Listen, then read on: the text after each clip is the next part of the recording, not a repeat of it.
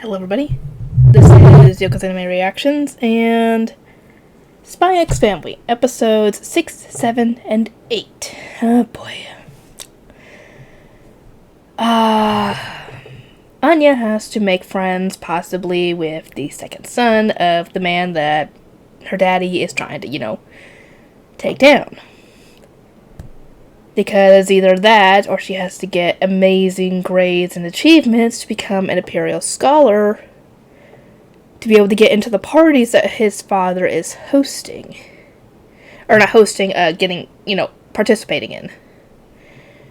Obviously, with how Anya is, I don't know if she's going to be able to do the scholar thing, so he wants to go and do the friendship route. I'm like, okay, that could work. If the kid wasn't such an entitled little brat. Because, obviously, she took note of who it was, and when she could hear his thoughts, she was staring at him when she could hear them, and he was like, oh, she's staring at me, she must have fallen for me. And I'm like, dude, you are little kids. Cool it. You're not even hit puberty yet, so knock it off. And when she hears this, she goes, oh, and turns away, and he's like, oh, she's playing hard to get. And I'm like, dude, stop it. Just stop it. And obviously, him and his little cronies decide they want to bully her. And I don't get why they're calling her ugly. She is not ugly. She is cute. She's adorable. Oh, another thing that actually happened earlier was Yor was going to get groceries because Twilight had something he had to go do. And how much does Yor know of this whole thing? Because she seems to be eager to get her into the college, but does she actually know why? Does she know he's Twilight? Does she know of the mission that he's on? Because later on, in episode 8, he mentions wanting to tell her brother everything. Why they got married. And I'm like, so does she know? Let me know, please. Anyway, earlier, she was wearing her new uniform that they had gotten tailored, and they went to go get groceries. While Yor was in the checking out, Anya decided to stupidly go outside, thinking, after hearing the tailor mentioning that many kids that go to that school are at risk of getting kidnapped for, political reasons and ransom and stuff. This freaks her out, and yet she still goes outside without Yor. And, like clockwork, she gets kidnapped. Thankfully, Yor shows up, kicks their behinds, threatens them, and they obviously run off screaming.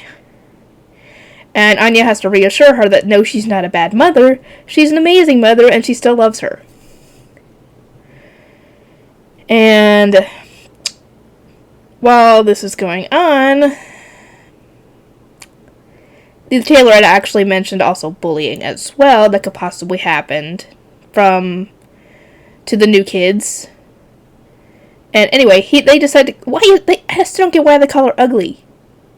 I mean, sure, she's not the typical dark-haired, dark-eyed girl that you would see in that sort of show. Because, her pink hair and green eyes kind of stand out. But still, it doesn't make her ugly. Anyway, Yor told her, essentially, while she was doing her training for self-defense, because obviously she would need to know how to defend herself a little bit, if that kidnapping thing ever happens again, obviously. Anyway, she told her, oh, if somebody starts to mess with you, just smile and kill them with kindness, essentially. Or laugh it off or whatever. And Anya gets this smirk, this little grin on her face. It looks it's just like the grin you would think of someone having that when they're thinking, oh, I gotcha. That little shitting grin on her face. And he takes offense to it, thinking that she's mocking him. She has that grin on her face the entire time, and thinking this isn't working. I'm like, girl, it's working. Just keep it up. Anyway, it gets to the point where Anya can't take the bullying anymore, and she just outright punches the kid. I knew it was possibly going to happen. I was like, please don't do it. Please don't do it. Anya, you know this means a lot to your daddy. And she just does it anyway. And the teacher comes over, and the girl who was with Becky tries to tell the teacher, yeah, these kids were bullying her. She did it out of self-defense. She couldn't handle that. And Anya lies and says that she did it because the kids hurt Becky. She got mad. And the teacher actually does believe this. I was like, really, dude? And I was thinking, well, this plan isn't going to work because now that Anya's hit the kid, he's not going to want to be her friend. And that's actually what Twilight was thinking. And I was thinking, so how is this going to work? Because we all know Anya's not going to be able to possibly be a scholar unless something crazy happens. Even if she was to pick up, try to do all her studying, she's just a little kid. How is she going to be able to do all this? I mean, they're freaking first years, for crying out loud. And the only thing I can think of as to how this could work would be, the kid got hit. I was thinking that he would be shocked and angry and everything, but he would have respect for her for standing up to him, because as far as we know, nobody has ever done that to him before. That would be the only way I could think of. But no. Later on, because she realizes that she's going to apologize to the kid because she already got one of those little thunderbolt thingies, and if she gets 7 more, then bye-bye school. So Twilight is watching her this entire time, trying to see if she's going to apologize, trying to direct her, not so subtly, I might add, to apologize to him for hitting him.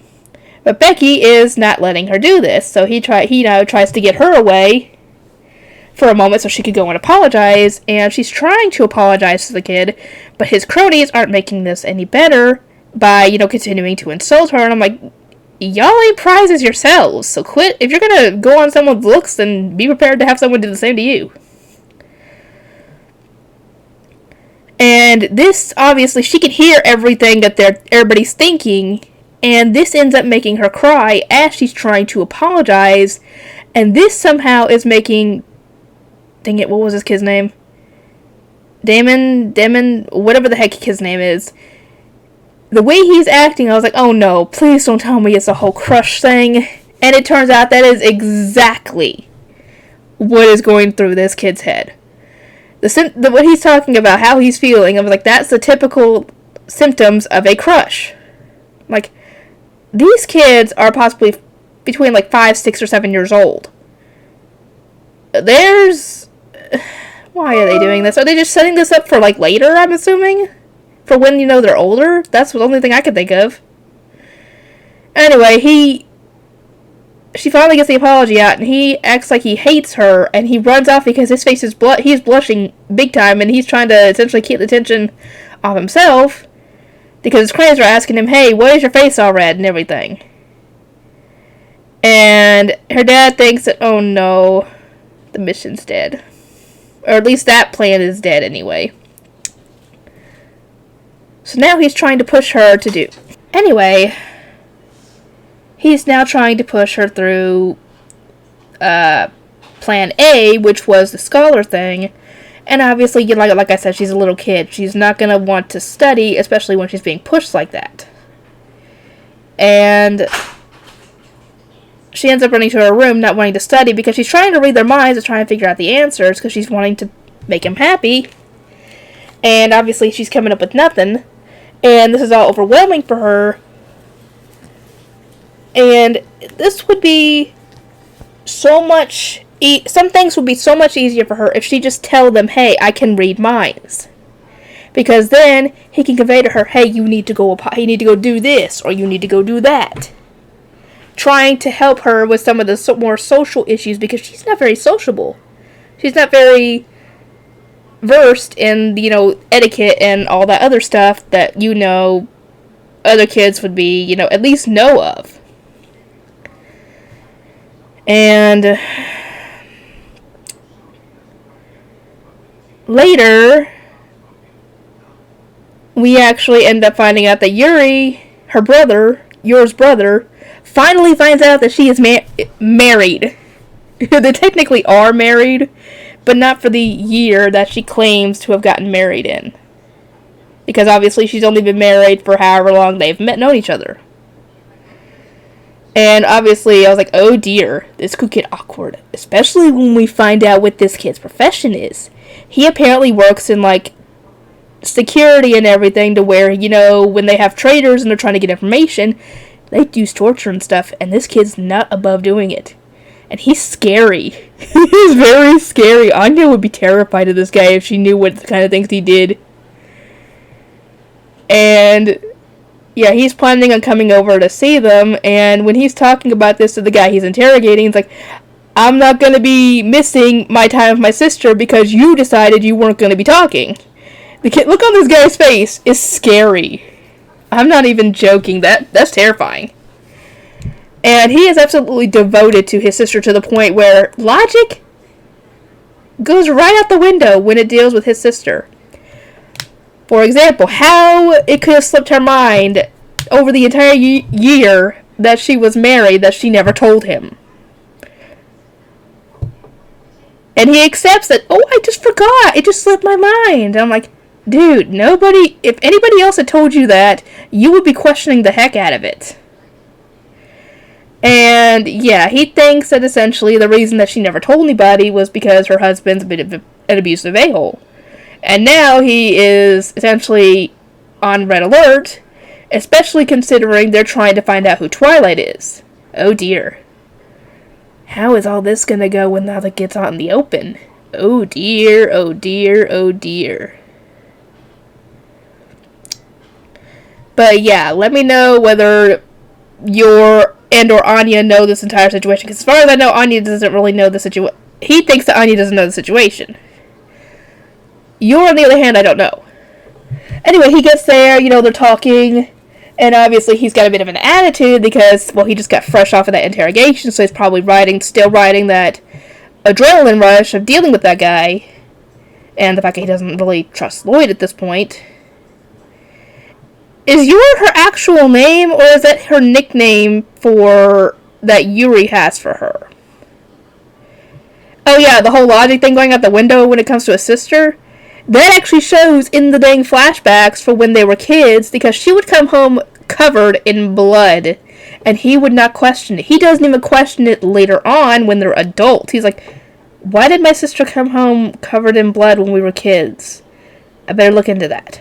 Any normal person in that kind of field would be looking into that, wondering why the heck is wrong, what is going on with their sister. I know, this guy is like a lovesick puppy. Sort of. Let me know. If he's just an overprotective brother, that's fine. But if it's something more, oh dear, this is going to take a really weird turn.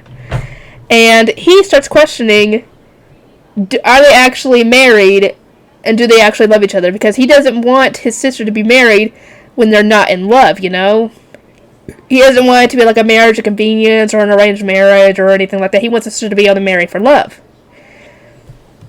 And thus he starts questioning it, and he asks them, well, if you truly are in love as you guys say you are, you wouldn't mind kissing in front of me. And this is when Hero starts, the way she's acting like, she's kind of, I don't know if it's inwardly or outwardly squealing. If she's outwardly squealing, then I'm sure that he's probably wondering what the fuck is going on with her. If she's actually so in love with this guy, why is she acting this way? Or he could just assume that she's shy about showing affection in front of her brother. I don't know. But anyway, he says, okay, I'll do it. And we've done this before. And like I said, it just stops. The episode stops just short of that. And I'm like, I gotta wait till next week. And I love Anya to pieces. I love Yor and Lloyd as well. I just wish that Anya would tell them, at least tell the two of them, that she can read minds, because that could be beneficial for Twilight in his work. That could be beneficial in just getting this mission done a little bit easier, maybe.